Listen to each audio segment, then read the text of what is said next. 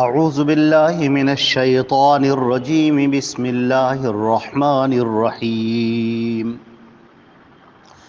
الم تعلم ان اللہ یعلم ما فی السماء والارض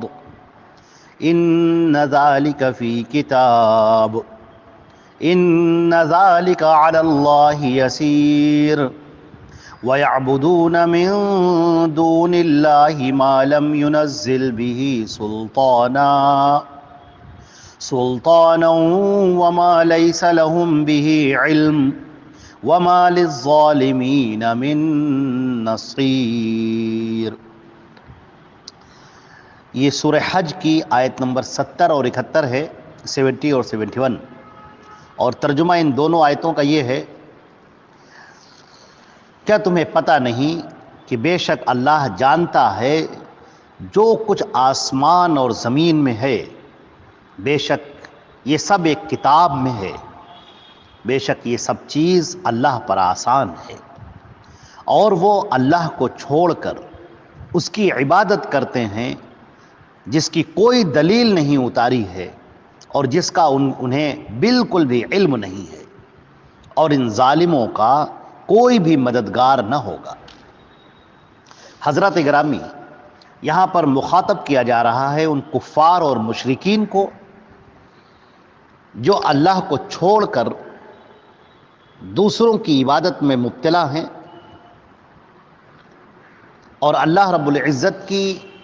یا تو عبادت ہی نہیں کرتے، اس کا انکار کرنے والے ہیں جیسے ملحدین، اور یا تو اللہ کو ماننے والے ہیں لیکن اس کے ساتھ وہ دوسروں کو بھی شریک کرنے والے ہیں جیسے یہودی ہیں، عیسائی ہیں اور دیگر مشرکین ہیں۔ یہودی جو حضرت موسیٰ علیہ السلام کو شریک عبادت کرتے ہیں، اسی طرح عیسائی جو حضرت عیسیٰ علیہ السلام اور مریم کو شریک عبادت کرتے ہیں، اور اسی طرح مکے کے مشرکین جن سے خطاب کیا جا رہا ہے، پہلے مرحلے میں کفار اور مکے کے مشرکین سے خطاب ہو رہا ہے، اور پھر عمومی طور پر دنیا میں قیامت تک آنے والے تمام کفار اور مشرکین سے خطاب ہو رہا ہے۔ وہ لات اور عزا اور ہبل کی عبادت کر رہے ہیں اور اس میں مبتلا ہیں، اور انہی کے لیے ان کے سجدے اور ان کی نظر و نیاز اور ان کی قربانیاں اور ان کی دعائیں اور ان کی التجائیں اور ان کا طواف وہ سب ان کے لیے ہو رہا ہے۔ چنانچہ اللہ رب العزت نے ارشاد فرمایا: الم تعلم، کیا تمہیں یہ بات پتہ نہیں، کیا تم یہ بات نہیں جانتے ہو، ان اللہ یعلم ما فی السماء والارض، کہ بے شک اللہ جانتا ہے جو کچھ بھی آسمان اور زمین میں ہے۔ اللہ رب العزت نے اپنی قدرت کا بھی اظہار فرمایا کہ کوئی بھی چیز اس سے مخفی نہیں ہے، کسی کا عمل اس سے مخفی نہیں ہے، وہ آسمانوں میں ہو یا زمین کی پنہائیوں میں ہو، کوئی بھی چیز اس سے پوشیدہ نہیں ہے، ہر چیز اس کے سامنے بالکل کھلی ہوئی ہے، اور وہ ہر ایک چیز سے واقف ہے۔ وہ لوگوں کے اعمال سے بھی واقف ہے۔ تم جو عمل کر رہے ہو، تمہارے ذہن میں جو نیتیں ہیں، تمہارے دلوں میں جو نیتیں ہیں، تمہارے ذہن میں جو چل رہا ہے، اللہ ان سب سے واقف ہے۔ اللہ تعالیٰ خوب اچھی طرح سے جانتا ہے کہ تم کون سا شرک کر رہے ہو، اور تم اللہ سے کتنی محبت کر رہے ہو، اور تم ان غیر اللہ سے کتنی محبت کر رہے ہو، اور تم کیسے اللہ کے لیے سجدے کر رہے ہو، اور ان کے لیے بھی تم سجدے کر رہے ہو۔ اللہ کو یہ شراکت گوارا نہیں ہے، اللہ تعالیٰ خوب جانتا ہے۔ ان ذالک فی کتاب، اور یہ ساری چیزیں نوٹ کی جا رہی ہیں، یہ کتاب میں درج کی جا رہی ہیں، تمہارا ریکارڈ بن رہا ہے، تمہاری زندگی کا ایک ایک عمل مرتب کیا جا رہا ہے۔ تم کیا سمجھتے ہو کہ یہ تم زندگی بس ایسی ہی گزار رہے ہو، یہ روز و شب بس اسی طرح سے گزر رہے ہیں، تمہاری زندگی کے ایام اسی طرح سے گزرتے جا رہے ہیں اور ان کا کوئی حساب کتاب نہیں ہوگا؟ تم جو بھی عمل کر رہے ہو، تمہارا ہر عمل ریکارڈ کیا جا رہا ہے، تمہارے منہ سے نکلی ہوئی ہر بات تحریر کی جا رہی ہے، نوٹ کی جا رہی ہے، اور کل قیامت کے دن تمہارے سامنے تمہارا ریکارڈ رکھ دیا جائے گا، اور تم کچھ بھی انکار نہ کر سکو گے، کچھ بھی چھپا نہ سکو گے۔ لہٰذا اللہ رب العزت کی عبادت کی طرف آؤ، اللہ رب العزت کی الوہیت کو تسلیم کرو، اور اس کے ساتھ کسی کو شریک مت کرو، نہ حضرت موسیٰ کو، نہ عیسیٰ کو، نہ لات کو، عزا کو، ہبل کو، یا دنیا کی کسی بھی مخلوق کو اللہ کی عبادت میں شریک مت کرو۔ بے شک اللہ بہت اچھی طرح سے جانتا ہے، خوب جانتا ہے، پوری باریکی سے جانتا ہے، آسمانوں میں بھی جو کچھ ہے، زمین میں جو کچھ ہے، اس کا علم سب پر محیط ہے۔ تمہارا ہر عمل ریکارڈ کیا جا رہا ہے، نوٹ کیا جا رہا ہے، اور یہ چیز اللہ پر بہت آسان ہے۔ تمہارے ذہن میں یہ سوال آتا ہوگا کہ اتنی ساری مخلوقات ہیں، اتنے سارے لوگ ہیں، دنیا میں کتنے ہی لوگ بستے ہیں، ان سب کی زندگی کو کیسے محفوظ کیا جا رہا ہے، ان سب کی زندگی کو کیسے ریکارڈ کیا جا رہا ہے، کسی کے دل میں کیا چل رہا ہے، کسی کی نیت کیسی ہے، وہ کیسے ریکارڈ ہو سکتا ہے، کیسے جان سکتا ہے؟ جان لو تم نے اللہ کی قدرت کو سمجھا ہی نہیں۔ ان ذالک علی اللہ یسیر، یہ اللہ پر سب آسان ہے۔ کل قیامت کے دن تمہیں پتہ چلے گا جب تم اللہ کے سامنے کھڑے ہوگے اور تمہاری پوری زندگی کا ریکارڈ تمہارے سامنے رکھ دیا جائے گا، اور تم دیکھو گے، اس میں اپنی آنکھوں سے دیکھو گے،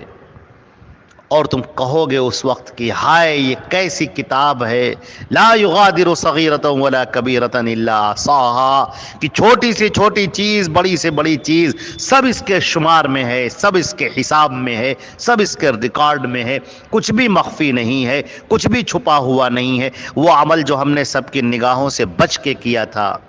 وہ عمل جو ہم نے تنہائی میں کیا تھا، وہ عمل جس کا ہم نے کسی کو پتہ نہیں لگنے دیا تھا، آج وہ اس کے اندر ریکارڈ کے ساتھ موجود ہے، آج وہ عمل موجود ہے، آج ہمیں سب ہمیں نظر آ رہا ہے، کس وقت، کس موقع پر، کس دن، کس ساعت میں کون سا عمل ہوا، وہ سب اس میں لکھا ہوا ہے۔ یہ اللہ کے اوپر سب آسان ہے۔ اب اس کے بعد اللہ رب العزت نے فرمایا کہ ایک طرف تو بندہ یہ جان لے کہ اللہ رب العزت کو ہر ایک چیز کی خبر ہے، اور یہ بھی جان لے کہ یہ لوگ جو اللہ کو چھوڑ کر دوسروں کی عبادت میں لگے ہوئے ہیں، ما لم ينزل به سلطانا، اللہ نے اس کی کوئی دلیل نہیں اتاری ہے۔ ان سے پوچھو کہ کسی کتاب میں ہم نے لکھا ہے کیا؟ قرآن پاک میں لکھا ہے، یہ تورات اور انجیل میں کہیں پر ہے تمہارے پاس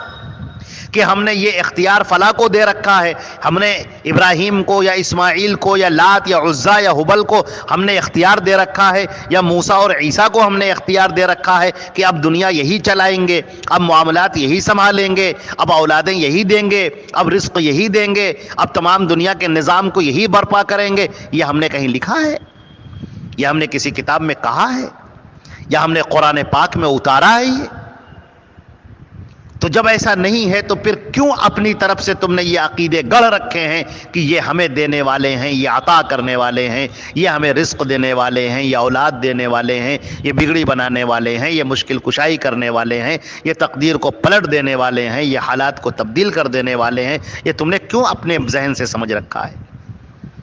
کیوں ایسی باتیں کرتے ہو جس کا تمہیں کوئی علم بھی نہیں ہے؟ تمہیں کیا معلوم کہ اللہ کے سامنے اس کی مخلوق کس قدر درماندہ ہے؟ تمہیں کیا معلوم کہ اللہ کی قدرت کتنی بلند ہے، اس کی طاقت کتنی بلند ہے، کیسی ہے؟ تمہیں نہیں معلوم۔ ما قدر اللہ کا قدری، انہوں نے اللہ کی قدر کی ہی نہیں جیسے کہ کرنی چاہیے تھی۔ تم نے اللہ کی طاقت کا، قوت کا، اس کی قدرت کا، اس کی ملکیت کا، اس کی الوہیت کا، اس کی ربوبیت کا تمہیں کوئی اندازہ ہی نہیں ہے۔ تم تو پڑے ہوئے ہیں ان معبودوں کی عبادت کرنے میں۔ تمہارے سجدے کہاں ہو رہے ہیں؟ تمہاری قربانیاں کس کے لیے ہیں؟ تم کس کو خوش کرنے کے لیے صبح و شام حمد اور شکریہ کے ترانے گاتے رہتے ہو؟ کس کے لیے؟ اس اللہ کو تم یاد کیوں نہیں کرتے جو تمہارا خالق ہے اور اس پوری کائنات کا خالق ہے،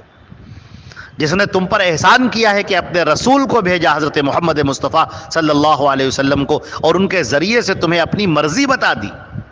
تمہیں اپنے احکام بتا دیے، تمہیں یہ بتا دیا کہ تمہارا مرنے کے بعد کیا ہوگا، تمہیں یہ بتا دیا کہ اللہ کن باتوں سے راضی ہوتا ہے، کن باتوں سے ناراض ہوتا ہے۔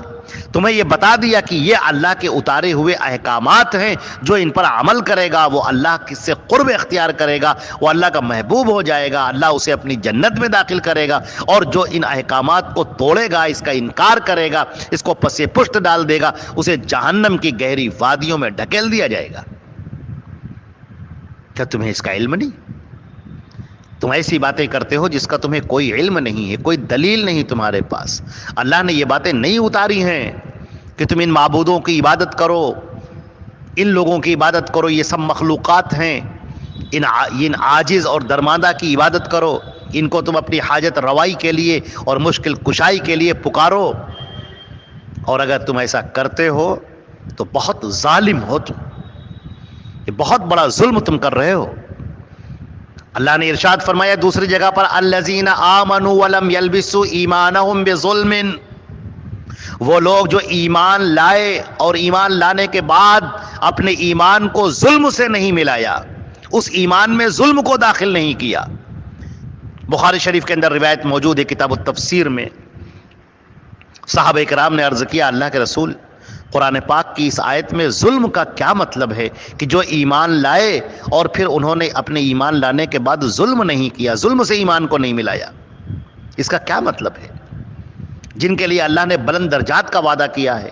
کہ جب وہ ایمان لائے اور انہوں نے اپنے ایمان کو ظلم سے نہ ملایا ہو تو اللہ انہیں بلند درجات عطا کرے گا، جنت میں داخل کرے گا۔ اے ہمارے رسول، آپ ہمیں بتائیے کہ یہاں پر کیا مطلب ہے ظلم کا؟ اللہ کے پیارے نبی صلی اللہ علیہ وسلم فرماتے ہیں بظلم ای بشرک، یعنی انہوں نے شرک نہ کیا ہو، ایمان تو لے آئے لیکن ایمان لانے کے بعد انہوں نے شرک نہ کیا ہو، تب ان کے لیے جنت کے دروازے کھلے ہیں، ورنہ مشرک کے لیے جنت کے دروازے بند ہیں۔ ومن یشرک باللہ فقد حرم اللہ علیہ الجنہ، جس نے جو بھی شرک کرے گا اللہ نے جنت کو اس پر حرام کر دیا۔ وماواہ النار، اس کا ٹھکانہ جہنم ہوگا۔ وما للظالمین من انصار،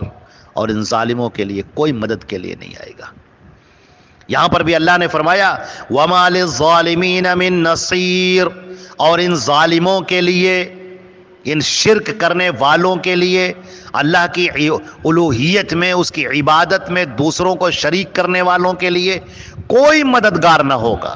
کوئی مددگار نہ ہوگا۔ یہ جو امیدیں کر رہے ہیں اللہ کے رسول سفارش کریں گے، ہرگز نہیں کریں گے۔ یہ جو امید کر رہے ہیں کہ یہ ہمارے اولیاء کرام اور یہ فلاں اور فلاں ہماری سفارش کریں گے، ہرگز نہیں کریں گے۔ کسی مشرک کی سفارش کوئی اللہ کا بندہ نہیں کرے گا، ہرگز۔ مشرکین کے لیے کوئی سفارش نہیں۔ نہ نبیوں کو اجازت دی جائے گی، نہ دیگر لوگوں کو اجازت دی جائے گی کہ وہ مشرکین کے لیے سفارش کرے۔ مشرکین کے لیے تو دنیا میں بھی اجازت نہیں ہے، نبی کے لیے بھی نہیں، صحابہ کے لیے بھی نہیں، اور قیامت تک آنے والے تمام مومنین میں سے کسی کو اجازت نہیں ہے کہ مشرکین کے لیے مغفرت کی دعا کرے، جبکہ یہ سب جان چکے ہیں کہ یہ سب جہنم میں جانے والے ہیں۔ اللہ رب العزت ہم کو اور آپ کو شرک سے بچائے، توحید پر چلائے، اپنی مرضیات پر چلائے، نبی کریم صلی اللہ علیہ وسلم کے طریقے پر عمل کرنے کی توفیق عطا فرمائے۔ السلام علیکم ورحمۃ اللہ وبرکاتہ۔